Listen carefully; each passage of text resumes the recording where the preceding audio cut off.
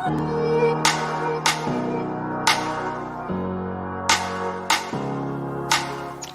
my name is Listiner Inspires, and I am looking to change the narrative of what trauma and abuse looks like. From shame, silence, and stigma to support and solutions. From hopelessness and rejection to healing and recovery.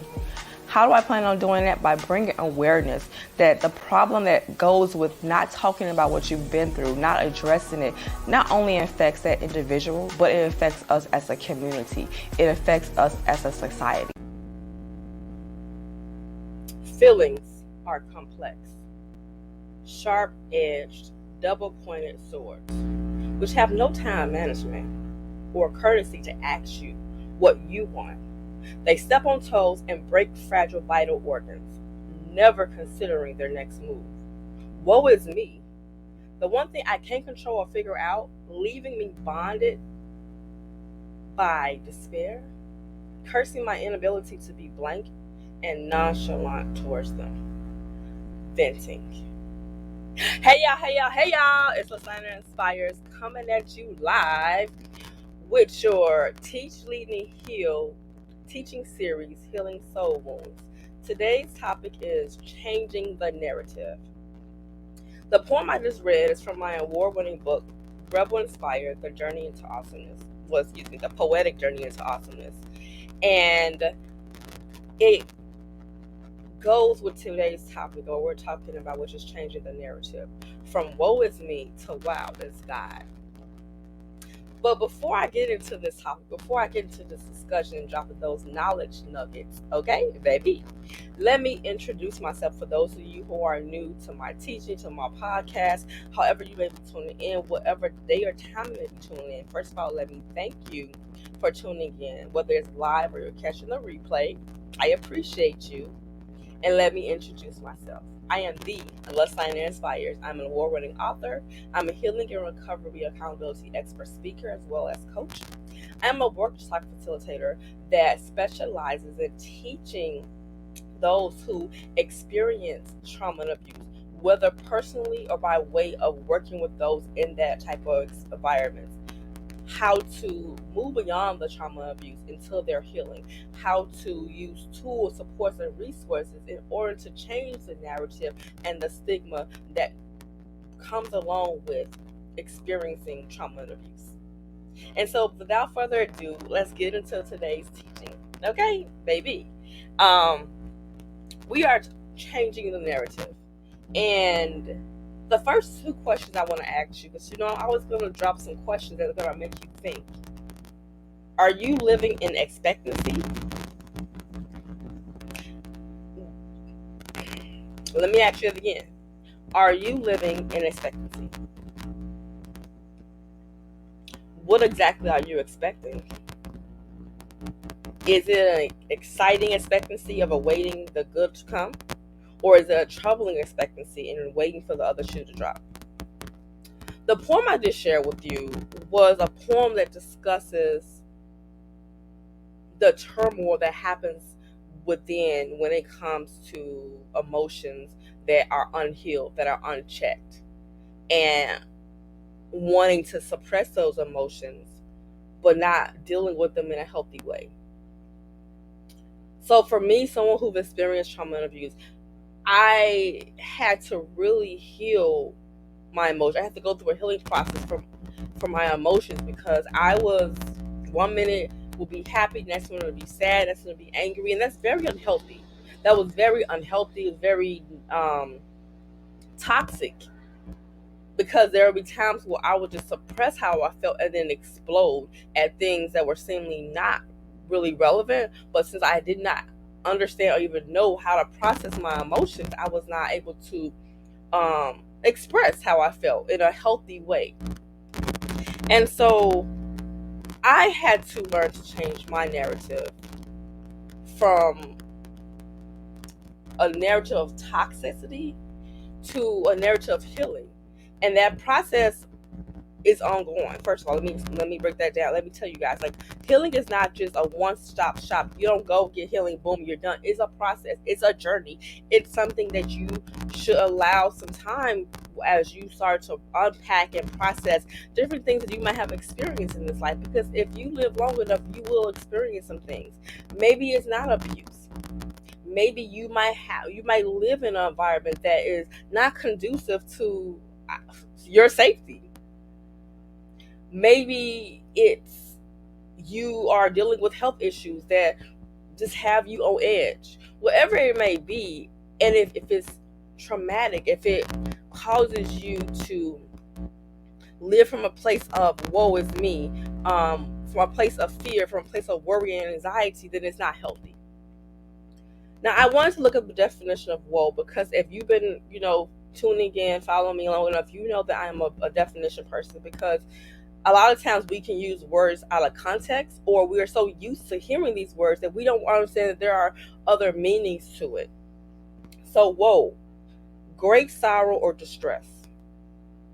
Not just sorrow or distress, but great sorrow or distress. And that means that that's deep rooted, right? And if you have some deep rooted sorrow, imagine what comes from that deep rooted sorrow. Imagine how you perceive the life, how you perceive circumstances and things that come your way if you have not healed that deep sorrow, that deep distress. And so, as I was thinking about this teaching, because this was something that the Lord dropped in my spirit, and I was just like, okay, and I thought about it from a perspective of it's really a person's perspective. It's really how you see things.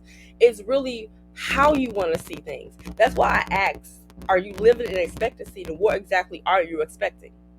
Because you could be living in a space of great expectancy and expecting great things, or you could be the woe is me attitude where you're just like, I'm waiting for the other shoe to drop, or what? It's always something, waiting for the next thing to happen. I was that person. I will be like, okay, it's always something. It's always this. It's always that. The woe is me attitude.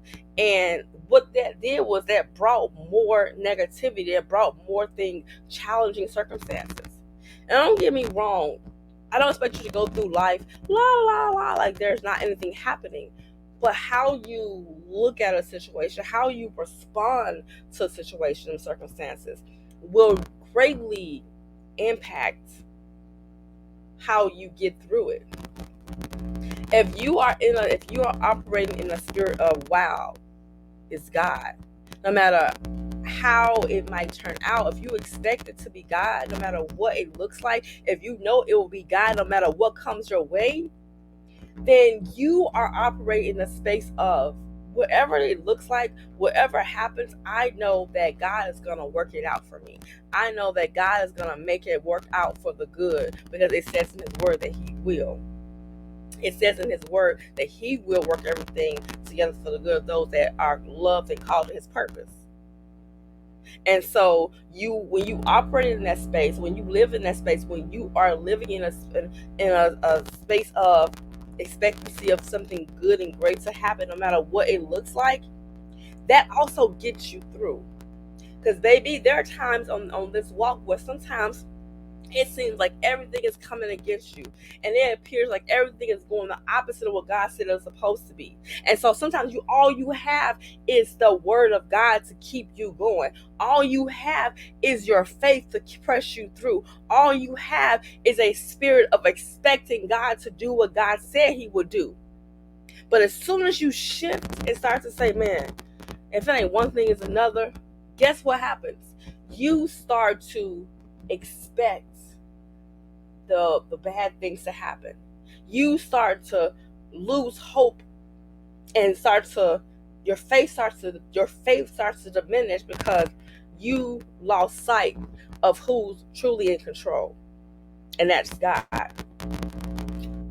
And so the first scripture that came up to my spirit as I was meditating and thinking about what this teaching will look like and sound like, and what God wanted me to say, was Psalms 34:8, and I'm going from the New Living Translation, and it says, taste and see that the Lord is good. Oh, the joys of those that take refuge in Him. The Lord is good. Everything that the Lord does is good. And when you seek him, when you take refuge in him, taking refuge, when you think about refuge, right? When it's storming outside, you are seeking shelter, whether it's an umbrella to keep the rain from hitting you, whether it's actually hurry up and get in your car or getting home. That's refuge. You don't want the storm to wet you up. You don't want to be in the storm. And so when we seek God each and every time, not just when we're going through something, but just on a daily basis, there is joy that is found in that seek of God. There is joy in what is that is found in the place when we seek him, in that secret place. Now, joy is not dependent on what you're going through. Joy is something that's there. It's there no matter what you're going through, because you know that you're gonna make it through. This thing ain't gonna take you out, and you know what God has said and promised you. And so, I also, when I looked at the definition of woe, I wanted to look at synonyms. No. I wanted to look at antonyms, the words that are opposite of woe. One of the things were boastful, showing excessive pride, self-satisfaction in one's achievement, possessions, or abilities, and then confident. And so I thought about, like, okay, because in my spirit, what I heard as I was planning out this teaching was boastful confidence in the Lord. And so when I think about boastful, I'm like, okay, that's like bragging, right?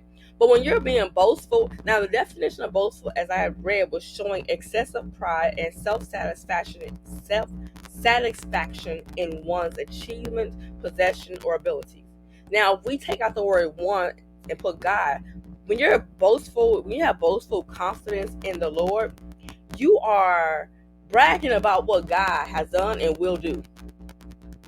You are doing it with pride, knowing the God that you serve, the one true living God, is going to come through no matter what it looks like. And I think that's what a lot of times we may be missing out on when we're experiencing a season of it does not look like what it should look like. And so it becomes a little bit heavy on our spirit. But that's the time to brag about God. That's the time to remember the things that he's already done and think about what he's brought you through and think, well, if he can do that, why can't he do this? And for those of you that have gotten prophetic words from the Lord, you've gotten things spoken into your spirit, you've gotten things ministered to you, or you've received things that have encouraged you, hold on to those words. Start to write them down so that they can permeate your heart, so they can be in that place of your heart where you can pull from when things are not what they seem like, when things are not what you think they should be, so that you can boast about those things that the Lord has promised you, because they will come to pass, because God is not a man that should lie. And so when he said it will be, it shall be. And it requires a different level of faith to be able to brag about the things that God has promised you when you don't yet see even an inkling of what he said will happen. That's a different type of faith, and that's a different type of boasting and a different type of confidence. Because faith is confidence. Faith is and it says in God's word. If you don't believe me, I'm going to go back to the word. Hebrews 11:1. I'm always going from the New Living Translation, but for those of you who want other translations, feel free to do that. But for me, that's what I like to go from. So Hebrews 11:1 says, faith is a confidence that what we hope for will actually happen. It gives us assurance about things we cannot see. That is what faith is. And so having a boastful confidence in the Lord is that we are bragging on the things of God. We are bragging on the things of God to come, that will be, that have been, that are going to happen, that are happening at this moment. And what that does is that builds up your faith even more. It's like it pumps you up. It like, imagine you fighters, right? Boxers or any team sport. Usually there's they get pumped up in the back. They're the coach is like, yeah, you can do this, and they're pumping them up in preparation for the victory. That's what we have to do to ourselves. When we feel like all is lost, when we feel like we're losing, you need to pump yourself up. You need to be in the mirror like God said, yada yada yada. You need to be, baby. You need to be boastfully, confidently bragging on what God is about to do in your life, what He has done already, to pump yourself up and prepare yourself for the victory. Because if you are serving the one true living God, there is victory. The battle's already won. But our circumstances can oftentimes discourage us if we lose sight of what God has said. One of the ways that I keep in remembrance the things that God has said to me, promised me, the prophetic declarations, and all the things that I've heard in my spirit or from others as confirmation, is I write things down. I have so many journals that I just put them up as I was cleaning my desk, but I write things down. I write them down and I try to date them so that when I am having moments of, man, this is okay, Lord, it's been a long time. Okay, this ain't going the way I think it should go. This is, whoa, I didn't expect it to go bad. Wait, that just happened. I open up and I look at those revelations and confirmations and declarations and even scriptures the Lord has placed on my heart. I write them out so that I have a reference point of, okay, no, God said this. This hasn't happened yet, but it will, because He said it will. It keeps my faith from dwindling. It keeps me from woe is me, because I never want to get back to the place of the poem in this book, because the poems that are in this book are a journey of my mindset, my emotions, who I was at the time of when I was going through these different traumatic experiences in my childhood and adolescent years. See, I'm no longer that person. I'm no longer that individual that was waiting for the other shoe to drop because it was always something bad happening to her. I expect great things from the Lord. I expect great things from this life because God said so. And so check the source of your emotions, right? Because unchecked and unhealed emotions can hinder your praise response to God. If you have not gone through the healing process and you are trying to like, man, pump yourself up for what God is doing or about to do, and you are doing it from a place of just in your own flesh, it will be hard. You need to check your emotions and see if there are any areas in your life that needs to be healed. Because an unhealed heart is a hardened heart. And how do you say praises and sing praises to the Lord from a place of hardness? Because if it's hardened, the things of God are not able to penetrate like they should, because you have been so used to things going wrong. Set your sights on God daily. It's a daily renewal of the mind. And I am, even for the most seasoned believer, even if you've been walking and singing out with God since you was a shoy doo-wop boom bang with 2 pigtails or a messed up afro when you was little, you still need to walk this out daily, because God is ever changing. God is, there's ever, like, He's just, oh my God, He's like this I can't even like say it's a word. It is, you should seek Him. There's levels. There's deeper levels to Him. There's deeper things to know. You want a daily walk to seek your sights, set your sights on God. Before you consult man, before you consult social media, before you consult the expert, you should set your sights on God, because that is where your help comes from. That is what's going to keep you grounded. Because at the end of the day, when woe is me comes into play, when woe is me is trying to tell you something different, it's usually coming from a place of disappointment, shame, and defeat. And so I want to come against those spirits, because they can hinder you from living a life of expecting greatness. They will cause you to be like, well, things ain't ever worked out for me before, so why should they work out now? Or you're living in shame of your past because you haven't confronted that thing that happened to you. And so you're walking in shame instead of victory. You're walking in defeat instead of being an overcomer. I got this because God said I did. God said I have. God said I will. God said I shall. And so think about those things when you're feeling that woe is me come on. ask yourself, like, why? What's going on? Why am I being negative? Why am I blocking the very thing that I'm believing to happen because it don't look like what I see right now? Also, I want you to think about, how do you treat others, right? How are you treating others, whether you're in your up season or your down season? How you treat others, believe it or not, affects how you come to God. If you are treating others with anything less than love, like if you're treating them like, how do I say this, Lord? If you're not treating people how you want to be treated, if you have a chip on your shoulder, if you're always, and woe is me, that woe is me mentality brings it on. Like, if you have a woe is me mentality, you have a chip on your shoulder probably, or you're just always just negative. If you're treating people wrong, then when you that affects how you come to God, right? That affects how you come to your Father. You might come to Him a little different because you know that you're not doing what's right, because you know what's right from wrong, and because you're going through some things, you're mistreating people. You need to check yourself and check how you treat people, because if you don't want to be treated that way, why would you treat anybody else that way? You don't want to be treated.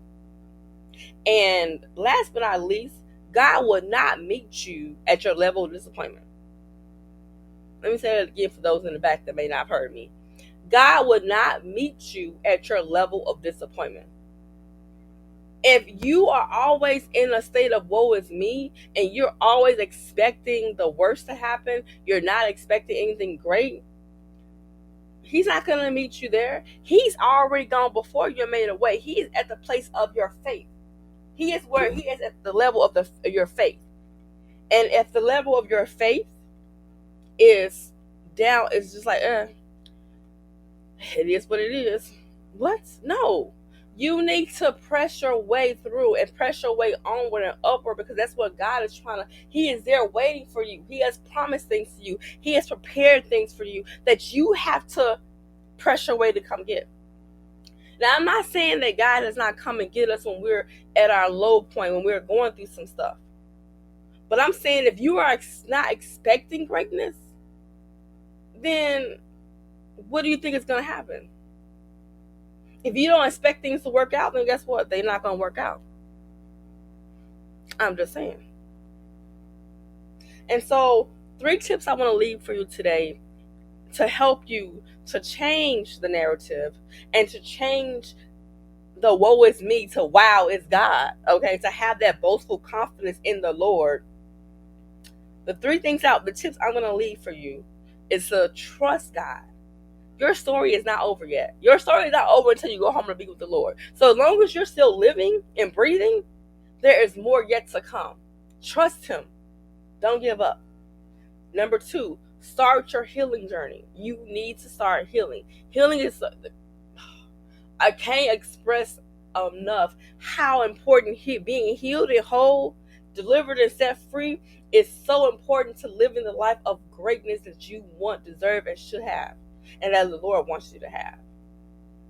And healing starts with, first of all, acknowledging you need it. Starting that process. Whether it needs to be, you need to start therapy. You need to speak about the unspoken things that you never talked about. However it is, you need to start it. Forgive those that have done things to you. Forgive yourself, but start your healing process and continue on the journey. And last but not least, establish your own personal relationship with Christ Jesus. It's important in this walk. It's important in this life. It has guided my relationship with Christ Jesus, has guided me, man, to the space where I'm at now, where I'm able to teach and minister and do the things of God without shame, without feeling like less than. I rise up to the occasion what God wants me to do because I know whose I am, and I know who has sent me. And so I just wanted to encourage you guys, shift your perspective, shift your mindset, get to know Christ Jesus for yourself, and start to see things differently. And for those of you that want to follow up with maybe more content, subscribe, like, follow my channel, my podcast, my newsletters, If you have not subscribed to my newsletters, then most definitely do go to my website, listiner.inspires.com. You can subscribe there. I also do my blog, Rebel Truth blog. And so there are many ways to get the content that you need to inspire you, to keep you motivated on your healing journey. And I thank you guys for tuning in. I don't take your time lightly because you could be anywhere else, but you chose to be here, baby. Period. Signing out, Listiner Inspires. Remember to be bold, be healed, and most importantly, be you. Because why else would you want to be somebody else? Period. Love you guys. Peace out. Trauma and abuse affects everyone, and we all have a part to play to change the narrative with love.